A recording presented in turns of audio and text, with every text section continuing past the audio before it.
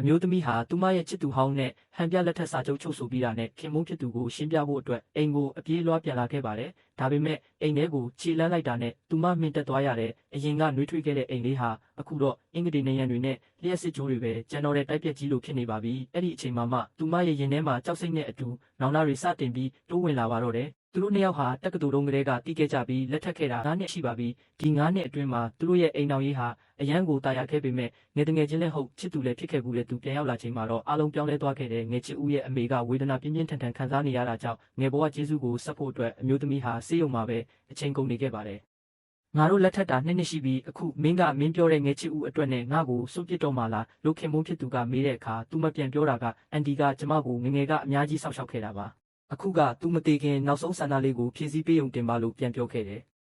တနေ့မှာတော့ခင်မုန်းဖြစ်သူကဆေးရုံကိုထမင်းချိုင်လာပို့ရင်းသူမတို့နှစ်ယောက်မင်္ဂလာဆောင်ဖို့တိုင်ပင်နေတာကိုကြားသွားပါတယ်ပဲယောက်ျားကကိုမိန်းမသူများနဲ့မင်္ဂလာဆောင်မှာကိုခွင့်ပြုနိုင်ပါလေသူမကခင်မုန်းဖြစ်သူအပြင်မှာရှိနေမှန်းတိတိကြီးနဲ့ဒါကဟန်ပြလက်ထက်တာပါသူ့အမေစိတ်အေးအေးနဲ့တေးနိုင်အောင်လို့ပါရှင်နောက်ဆိုဆေးရုံကိုမလာပါနဲ့တော့အန်တီမြင်သွားရင်စိတ်မကောင်းဖြစ်နေအောင်မယ်လို့ခင်မုန်းကိုစိတ်အေးထားဖို့ပြောခဲ့ပါတယ်ခင်မုန်းဖြစ်သူဟာအရာအနစ်နာခံခဲ့တဲ့သူ့ရဲ့အိမ်တော်ရေးမှာသူကိုယ်တိုင်ကလူပိုဖြစ်နေတာကိုတီးလိုက်ရတဲ့အချိန်မှာတွေးဟစိတ်များစွာနဲ့အစားမစားနိုင်တော့ပဲအရက်တွေပဲတောက်နေတာကြောင့်ပြင်းထန်တဲ့အစာအိမ်နာကျင်မှုကိုခံစားလိုက်ရပါတယ်သူဖုံးဆက်တဲ့အခါမှာလည်းငယ်ချစ်ဦးကပဲဖုံးကိုကင်ပြီးဇနီးဖြစ်သူအိမ်နေပြီးမနှက်မှပြန်ဆက်လိုက်ဆိုပြီးဖုံးချလိုက်ပါတယ်အဆုံးမှာတော့သူတယောက်တည်းဆေးရုံတက်ပြီးအစာအိမ်ပေါက်တဲ့အတွက်ခွဲစိတ်မှုလုပ်ခဲ့ရပါတယ်သူဆေးရုံကဆင်းချိန်မှာဇနီးဖြစ်သူနဲ့ငယ်ချစ်ဦးကိုစုံမိပါတယ်။သူမကသူ့ကိုဘာလို့ဆေးရုံမှာလာပြီးပြဿနာရှာနေတာလဲလို့အပြစ်တင်ပြန်တဲ့ပိုဆိုးတာကငယ်ချစ်ဦးကဒူးထောက်ပြီးဇနီးကိုခဏလောက်ငှားပါလို့တောင်းပန်တဲ့အခါသူမကခင်မုန်းကိုပဲအပြစ်တင်ပြီးငယ်ချစ်ဦးကိုပြန်တောင်းပန်ခိုင်းပါတယ်။အဲ့ဒီအချိန်မှာဘေးမှာရက်ကြည့်နေတဲ့ကိုဝင်ဆောင်မျိုးသမီးတစ်ယောက်ကခင်မုန်းဖြစ်သူဘက်မှမတရားတာကိုမကြည့်ရလို့ဇနီးဖြစ်သူကိုပါရိုက်လိုက်ပါတယ်။ဒါကိုတောင်သူမကခင်မုန်းဖြစ်သူငှားထားတဲ့လူလို့ထင်နေတော့မှ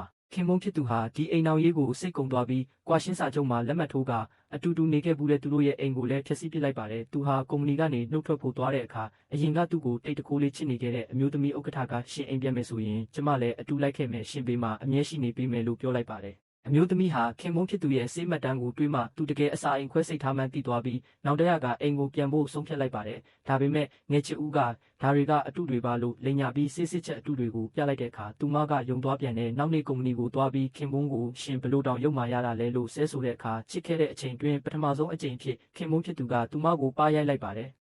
3ရက်အကြာဟန်ပြမင်္ဂလာဆောင်မှာတော့ခင်မုန်းဖြစ်သူစီကလက်ဆောင်တစ်ခုရောက်လာပါတယ်။အဲ့ဒါကတော့ခွဲစိတ်မှုသဘောတူစာချုပ်နဲ့လက်မှတ်ထိုးထားတဲ့ကွာရှင်းစာချုပ်ပါ။ငယ်ချစ်ဦးကသူ့ထံလဲစာရောက်လာကြောင်းပြောကဖွင့်ဖတ်လိုက်တော့သူမင်းကိုငါစီပေးလိုက်ပြီလို့ပြောတဲ့အခါမှာအမျိုးသမီးဟာနောင်တမျက်ရည်တွေနဲ့အတူအားလုံးကိုဆုံးရှုံးလိုက်ရပြီဆိုတာသိလိုက်ပါတော့တယ်